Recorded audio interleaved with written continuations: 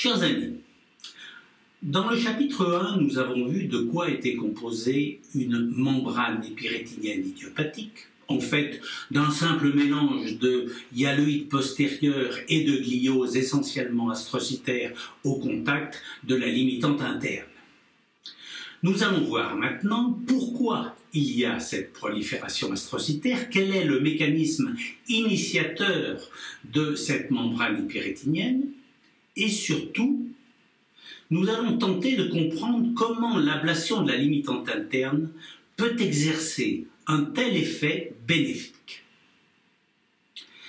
La gliose astrocytaire est donc, nous l'avons vu, la seule composante de la membrane idiopathique qui n'est pas retrouvée à l'état normal. Voyons donc pourquoi elle apparaît. En neuropathologie, on retrouve une gliose astrocytaire en cas d'ischémie. Une ischémie chronique du cerveau de la souris provoque une gliose astrocytaire réactionnelle qui empêcherait la mort neuronale.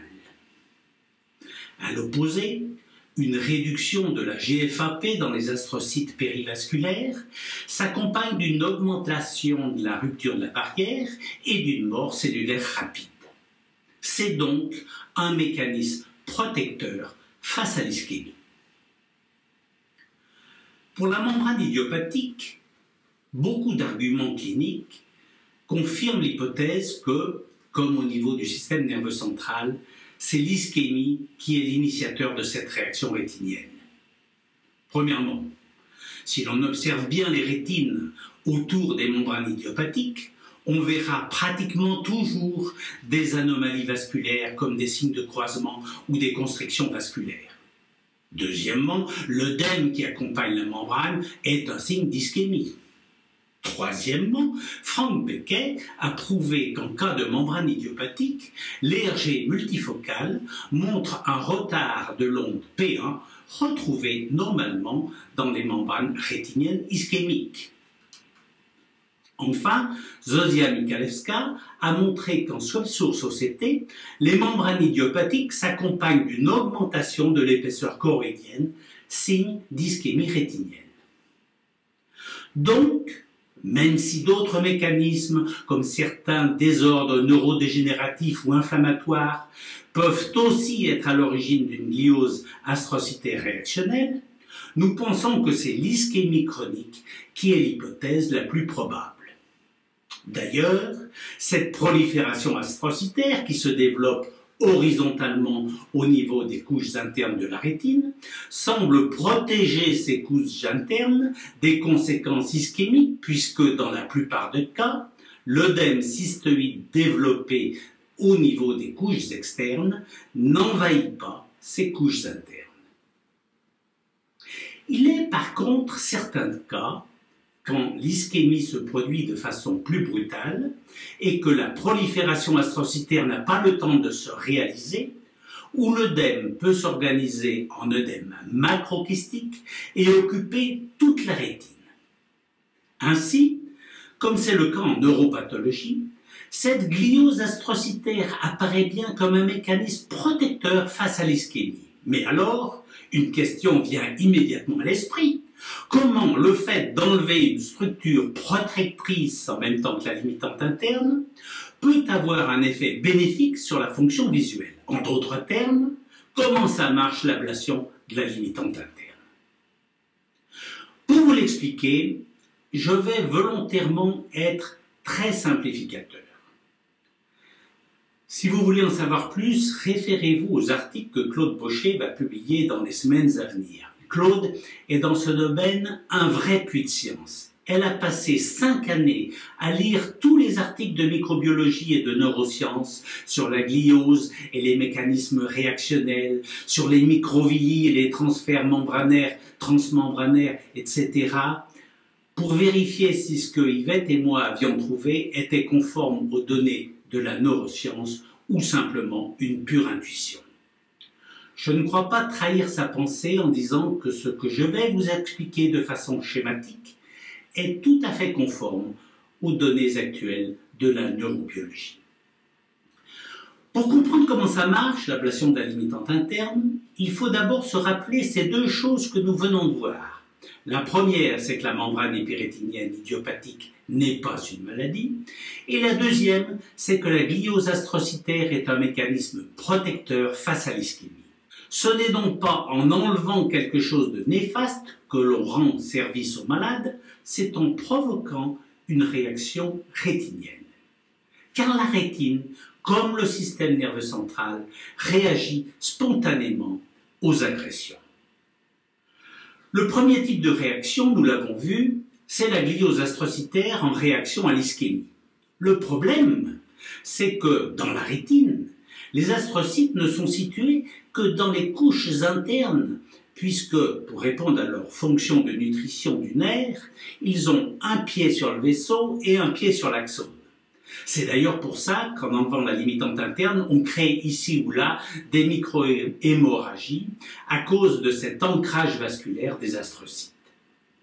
La gliose astrocytaire, c'est-à-dire la multiplication et la charge en fibrilles de GFAP des astrocytes, ne peut donc que protéger les couches internes proches de la limitante interne, ce qui n'est pas suffisant pour protéger la rétine de l'édème, comme nous l'avons vu.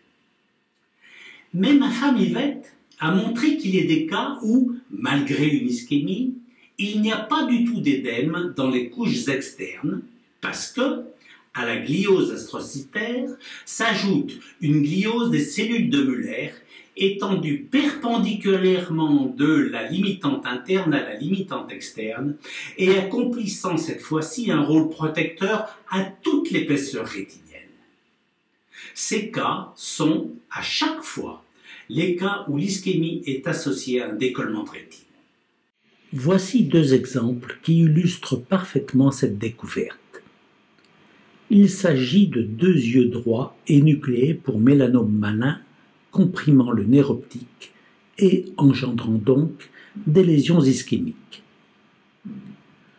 Sur l'exemple de gauche, la rétine maculaire n'est pas décollée, comme peut en témoigner la présence de l'épithélium pigmentaire au contact du neuroépithélium. Elle est le siège d'un œdème maculaire très marqué, à peine contenu par une gliose astrocytaire au niveau de son bord interne. Il n'y a pas de gliose des cellules de Müller. Sur l'exemple de droite, la rétine maculaire, cette fois-ci, est décollée par un exsudat sous-rétinien.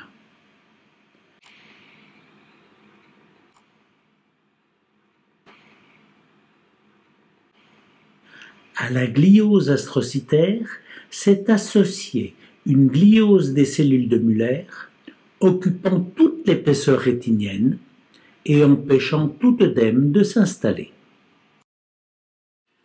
Cette gliose verticale, perpendiculaire à la surface rétinienne, est présente chaque fois qu'il y a un décollement de rétine. Elle est à rapprocher de ce que l'on appelle en neuropathologie la glie radiale, qui est également un mécanisme protecteur transversal qui protège le tissu nerveux des dégâts consécutifs au traumatisme. Quand on traumatise la moelle épinière d'un rat, la glie radiale s'installe perpendiculairement à la surface de la moelle épinière pour réparer les dégâts. Les cellules de Müller étant les garants de l'homéostasie rétinienne, on comprend qu'un trauma puisse les faire réagir. Alors voyons un peu plus en détail ce qui se passe dans le cas d'un décollement de rétine. Un traumatisme se passe au niveau du pôle externe des cellules de Müller avec un arrachement des fibrilles qui, prolongeant les Müller, s'entourent autour de l'épithélium pigmentaire. Ce signal traumatique, ajouté à la distorsion tissulaire génératrice d'apoptose, entraîne très rapidement une stimulation de l'EGFR, épidermal growth factor receptor. Yvette et Claude ont montré que la création d'un décollement de rétine chez le porc entraîne immédiatement une activation très violente de l'EGFR dans toute l'épaisseur de la rétine, suivie peu après d'une gliose radiale des cellules de Müller. En fait, cette activation de l'EGFR est le point de départ d'une cascade d'événements et de réactions cellulaires visant à protéger les cellules, à stimuler la régénération tissulaire et à réparer les dégâts. Cela explique pourquoi, malgré l'ischémie, il y a tellement peu de dégâts dans un décollement de rétine opéré dans les 15 jours. Parmi cette cascade de réactions cellulaires, on peut citer l'activation du RPE-GF, responsable de la multiplication de l'épithélium pigmentaire libéré dans le vitré, ce qui explique la PVR, un effet anti-VEGF, ce qui explique le fait que les néovaisseaux rétiniens des décollements à progression lente n'apparaissent qu'après 6 mois après extinction de l'EGFR, la fabrication de cellules progénitrices au niveau rétinien et du corps ciliaire, la production de growth factors et de PEDF, la production de facteurs pro-inflammatoires, et surtout la production d'une gliose radiale, véritable processus neuroprotecteur et réparateur, puisque la GFAP est dotée d'un pouvoir de synaptogénèse.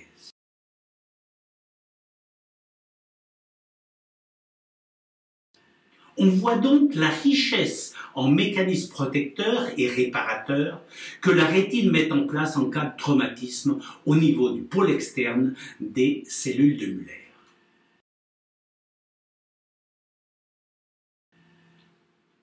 Mais revenons à la limitante interne. Certes, l'ablation de la limitante interne est une des meilleures façons d'être sûr d'avoir enlevé toutes les fibres hyaloïdiennes adhérentes, c'est vrai.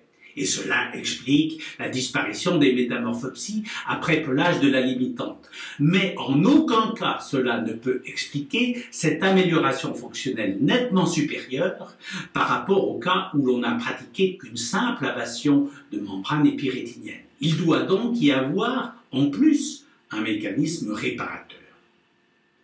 C'est ce que Wolf a montré en prouvant que l'ablation de la limitante interne s'accompagne toujours d'un arrachement des pieds des cellules de Muller, donc d'un traumatisme de ces cellules. Il est donc normal de penser que le traumatisme au niveau de leur pôle interne engendré par le pelage a les mêmes conséquences que celui provoqué par le décollement de rétine au niveau de leur pôle externe. Certes, en enlevant la limitante interne, on enlève la prolifération astrocytaire, mécanisme réparateur protégeant les 10% internes de l'épaisseur rétinienne, mais surtout, on induit un traumatisme au niveau des pieds des cellules de Muller, provoquant une cascade de réactions réparatrices et notamment une gliose mullérienne, protégeant toute l'épaisseur rétinienne sur ces 100% de son épaisseur. En fait, en enlevant la limitante interne, on augmente la réaction réparatrice spontanée de l'organisme face à l'ischémie en utilisant le pouvoir réparateur bien supérieur de la réaction face au traumatisme. Par contre, cela n'empêche pas la rétine de continuer à réagir face à l'ischémie, comme peuvent en témoigner les petits reflets rétiniens que l'on peut percevoir un mois après ablation de la limitante interne, signe qu'une reprolifération astrocytaire s'est produite alors même qu'il n'y a plus ni fibre hyaloïdienne ni limitante interne. N'ayant pas de pièces anatomiques prélevées après ablation de la limitante interne, nous ne pouvons que défendre cette supposition basée sur le fait que les mêmes causes produisent les mêmes effets. Mais si l'on admet cela, tout devient clair. Le pelage de la limitante n'est pas l'ablation d'un processus pathologique, mais au contraire l'induction, la stimulation d'une réaction rétinienne plus importante en vue de réparer les dégâts maculaires ischémiques. Vous comprenez maintenant pourquoi, dès 1989 pour les membranes épirétiniennes, 1992 pour les trous maculaires et 2000 pour l'œdème pur, j'ai introduit et défendu ce concept d'ablation systématique de la limitante interne. Certains m'ont combattu dans l'introduction de ce concept, s'évertuant en vouloir traiter certains syndromes de l'interface vitréomaculaire, membrane épirétinienne, syndrome de traction vitréomaculaire, trou maculaire stade 1 ou 2, etc., sans enlever la limitante interne, pour deux raisons scientifiques en dehors des autres raisons.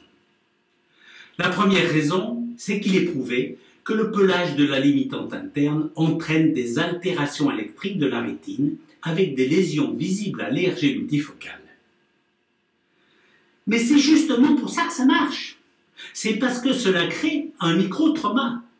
S'il existait une enzyme capable de faire disparaître toutes les fibres hyaloïdiennes sans toucher à la limitante interne, cela pourrait traiter les métamorphopsies, mais n'aurait aucun effet sur la réparation des dégâts engendrés par l'ischémie et par voie de conséquence sur la fonction visuelle. Si l'on voulait un traitement ayant l'efficacité du pelage de la limitante interne sans l'enlever chirurgicalement, il faudrait imaginer un activateur de l'EGFR ou, à l'extrême, créer un décollement de rétine. La deuxième raison de ces défenseurs du respect de la limitante interne est que des améliorations visuelles peuvent être obtenues soit sans chirurgie, lorsque le DPV se fait spontanément ou après une simple injection d'air, soit après ablation de la seule membrane. Ils oublient simplement que lorsque la prolifération astrocytaire a pénétré les fibres hyaloïdiennes, un simple DPV ou une simple ablation de membrane entraîne dans bon nombre de cas, jusqu'à 75% des cas selon certains auteurs, l'arrachement non intentionnel d'îlots de limitante interne avec arrachement des pieds des cellules de Muller. Si l'on pouvait comparer de façon formelle les résultats visuels des cas où la limitante interne est restée parfaitement intacte avec ceux où elle a été enlevée largement, on verrait que ces deux populations ne sont pas comparables.